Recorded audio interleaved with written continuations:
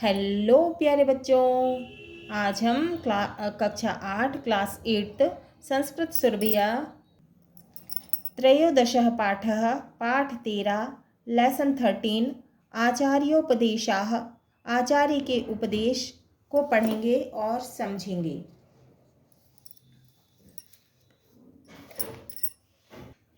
तो बच्चों, इस पाठ में शिवाजी महाराज के गुरु के सीख के बारे में हम पढ़ने वाले हैं। संस्कृते नाटकानां परंपरा अति प्राचीना अस्ति। संस्कृत में नाटक की परंपरा बहुत पुरानी है। इयं परंपरा साम्प्रतिमपि निर्बाध रूपेण प्रचलति। यह परंपरा निर्बाध रूप से यानी कि बिना किसी बाधा के प्रचलित है। विंश शताब्द्यां गुर्जर प्रदेशीय श्री मूलशंकर मणिकलाल याज्ञी के नापी अनेकानि पुस्तकानि रचितानि। 20वीं शताब्दी में गुजरात प्रदेश के श्री मूलशंकर मणिकलाल के द्वारा अनेक पुस्तकें लिखी। तेषु संस्कृत भाषायां संयोगिता स्वयंवरम प्रताप विजयम छत्रपति साम्राज्यस्य वर्णयन्ते। उनमें संयोगिता स्वयंवर प्रताप विजय छत्रपति साम्राज्य का संस्कृत भाषा में वर्णन है। छत्रपति साम्राज्यम तु ऐतिहासिकम नाटकम अस्ति। छत्रपति शिवाजी छत्रपति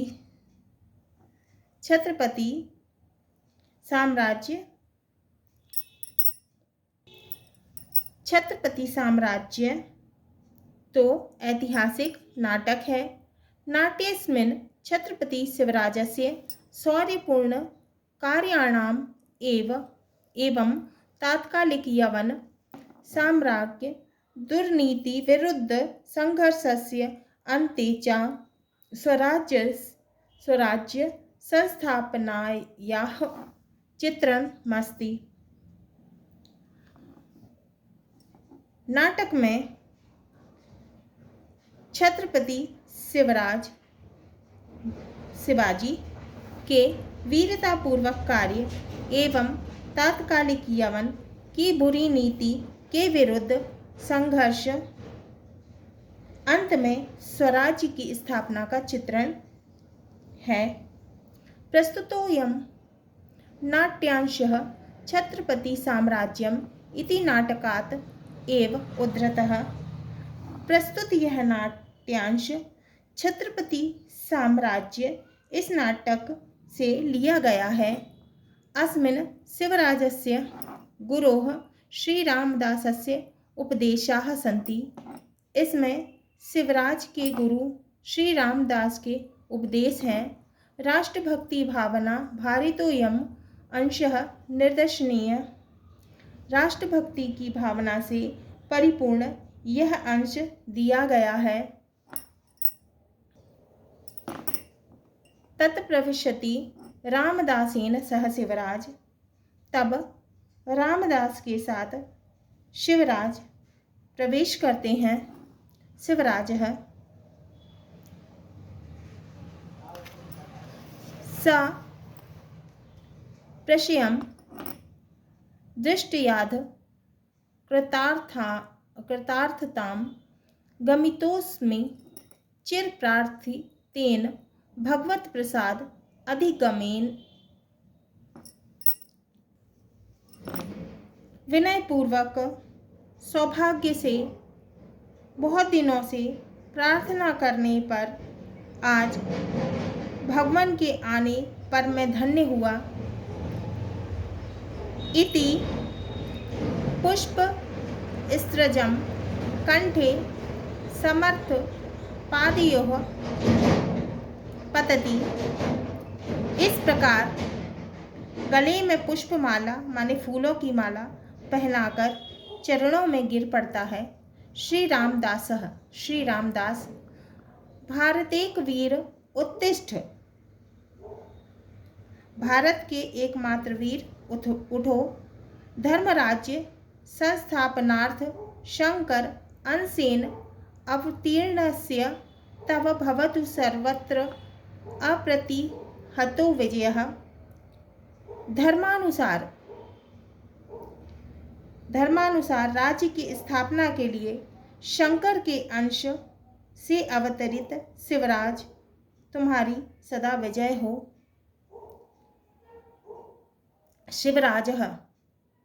शिवराज उत्थाय प्रतिगृहीतासि। शिवराज उठकर आपका आशीर्वाद शिरोधार्य है। श्री रामदास व्यवस्थित वर्णाश्रमे अस्मिन् भारते वर्षे दुष्कृतां हिंसनं साधूनां च परित्राणम् एव क्षत्रियस्य परो धर्मः। इस भारत में व्यवस्थित चारों ब्राह्मण, क्षत्रिय, वैश्य व शूद्र आश्रम का श्री रामदासः व्यवस्थित वर्णाश्रमे अस्मिन् भारते वर्षे दुष्कृतां हिंसनं साधूनां च परित्राणाम् एव क्षत्रियस्य परो धर्मः। तत् नयमार्गम् अवलम्ब्य उत्पथगामिनो नृपात्मान् च उन्मूल्य प्रवर्तय स्वधर्मशासनं यत् व्रतं यथा धर्मभयेन रक्ष्यते नृभिस्तथा नैव नरेन्द्रशासनात् धर्मान् सदाचार परानतो नृपः प्रजाहितज्ञो नियमेन पालयेत्। श्री रामदास इस भारत में व्यवस्थित चारों ब्राह्मणों, क्षत्रिय, वैश्य व शूद्र आश्रम का परम धर्म है। अतः नीति मार्ग का सहारा लेकर बुरे मार्ग पर चलने वाले अधर्मी राजाओं को उखाड़ फेंको और अपने धर्म का शासन चलाओ, क्योंकि जिस प्रकार लोगों द्वारा धर्म के भय से चरित्र की रक्षा की जाती है, उसी प्रकार राजा शासन द्वारा प्रजा की रक्षा करता है। सदाचारी राजा तो प्रजा के हित को जानता है, वह नियम पूर्वक प्रजा का पालन करता है। शिवराज भगवान तव अनुग्रहेण अध निवृत्तं मे मोहावरणं नवीकृतश्च साम्राज्य संस्थापनोत्साहः। भगवान शिवराज कहते हैं, भगवान आपकी कृपा से मेरा मोह का आवरण समाप्त हो गया है। मेरा साम्राज्य स्थापना का उत्साह फिर से नया हो गया है। श्री रामदास कहते हैं, वत्स तव सहायतार्थ प्रतिमठं मया निर्मीयन्ते राष्ट्रभाव भाविताः शतशो नवगणाः तदिमे व्यायाम योगोपचितांग सत्वा विद्या कला दंड नय प्रतिष्ठाः राष्ट्रे भक्ताः उपधाविशोधिताः भवन्तु ते भाविरणे सहायाः। श्री रामदास कहते हैं, बेटा, तुम्हारी सहायता के लिए मेरे द्वारा प्रत्येक मठ में राष्ट्रभाव से युक्त सैकड़ों युवकों का समूह तैयार किया जाता है। तो ये व्यायाम और योग से शारीरिक शक्ति प्राप्त, विद्याओं, कला व दंड नीति में कुशल, धर्म अर्थ अति पुरुषार्थ में संस्कारित राष्ट्रभक्त, भविष्य में होने वाले युद्धों में तुम्हारे सहायक बने। शिवराजः अहो परमार्थतो भगवते वारदे राष्ट्र उद्धरण उद्यमे अहम तु निमित्त मात्र मैव। शिवराज कहते हैं वह वास्तव में भगवान आप ही राष्ट्र के उद्धार के कार्यों में आरंभ से लगे हैं। मैं तो निमित्त मात्र हूँ। क्या कहते हैं कि मैं तो निमित्त मात्र हूँ। श्री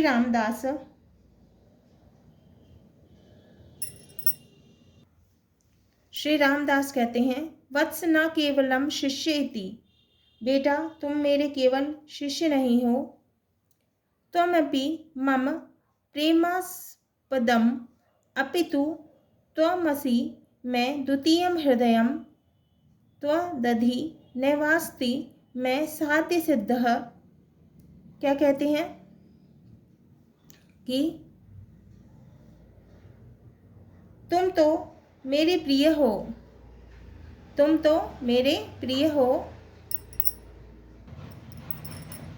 बल्कि तुम तो मेरे दूसरे हृदय हो।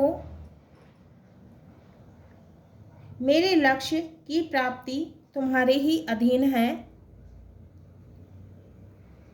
तन्मया सततं सावधानेन उदीक्ष्येत त्वद विजयध्वज प्रसरः।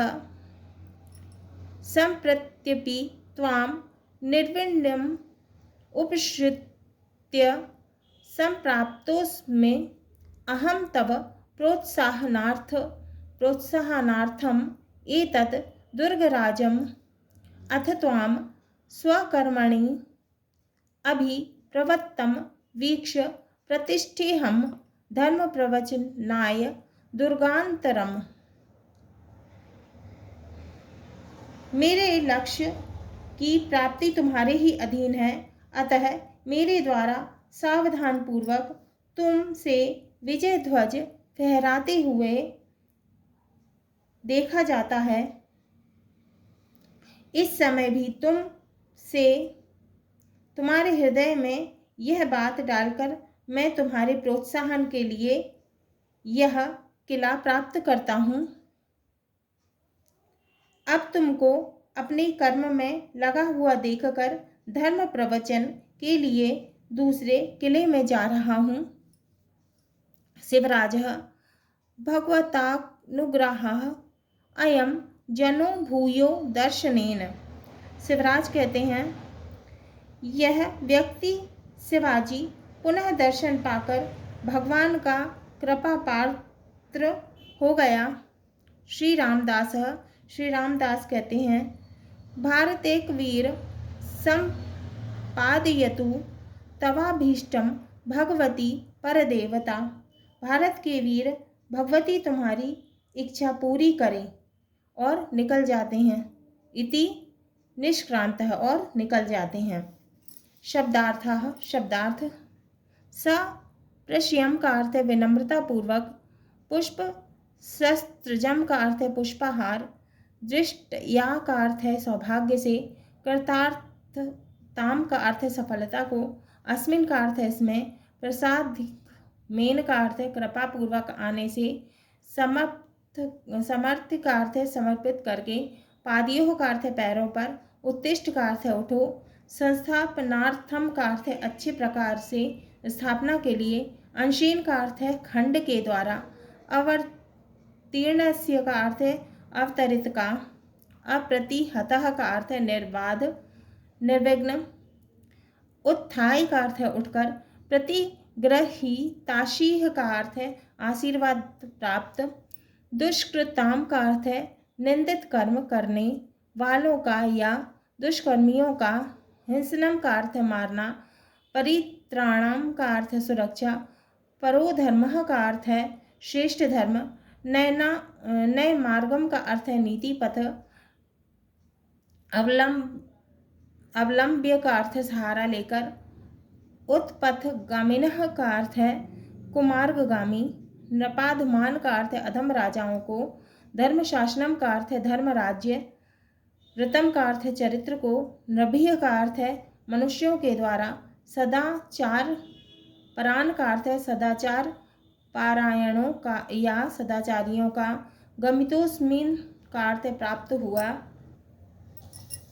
प्रजाहितज्ञ का अर्थ है प्रजाहित का ज्ञाता या प्रजा के हित को जानने वाला, अनुग्रहेण का अर्थ है कृपा से, निवृत्तम का अर्थ है समाप्त, मोहावरणम का अर्थ है मोह का आवरण, नवीकृत का अर्थ है नया कर दिया, प्रतिमठम का अर्थ है प्रत्येक आश्रम में, निमीयन्ते का अर्थ है तैयार किए जाते हैं, राष्ट्र भाव भाविता का अर्थ है राष्ट्रीय भावना वाले, शतशः का अर्थ है सैकड़ों, युव गणाः का अर्थ है युवक समूह,